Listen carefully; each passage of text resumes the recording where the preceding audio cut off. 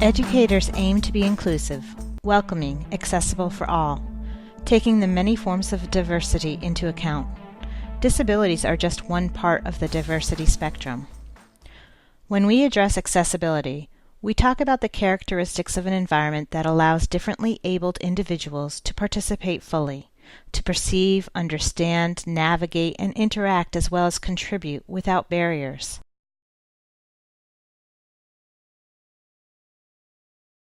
Considering nearly 20% of the U.S. population falls within this spectrum, 11% of undergraduates according to the Department of Education, that means pretty much every course will have at least one person enrolled with at least one disability. Differences can be physical, cognitive, communicative, or even age-related.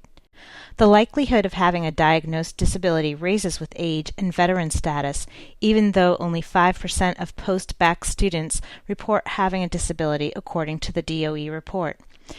This could be changed if we make higher ed more inclusive and thus attainable for all. The barriers individuals with disabilities face range from not having access to the same services as those without disabilities. Think of all the advocacy groups that have been formed because of this.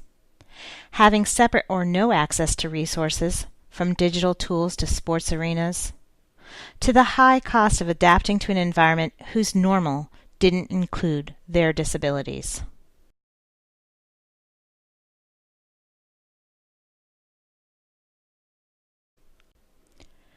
One thing to keep in mind at Johns Hopkins University is that our efforts to create and maintain an accessible environment complements the disability and support services we have in place for students and employees.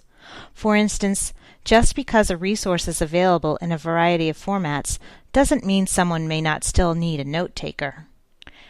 As we evolve in our university's degree of accessibility, our digital platforms are being updated to use the universal guidelines set forth by the World Wide Web Consortium, W3C, WCAG 2.0, Level AA.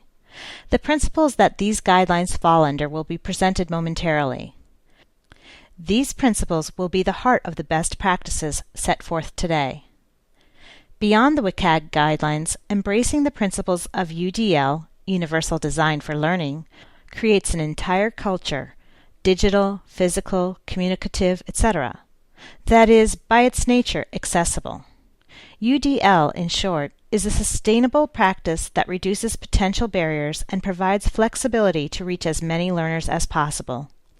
UDL applies to pedagogy, resources, and environment, and reducing barriers and providing flexibility, or robustness, to our digital platforms. We are in line with UDL. Here is a brief introduction of the WCAG principles. These principles are the overarching themes to specific, though objective, program neutral, guidelines and success criteria that are considered in authoring accessible websites, which we extend to include all digital formats. The principles condense into an easy-to-memorize acronym, POUR. Perceivable, available to different users, alternative content, alt text, color contrast ratio, etc.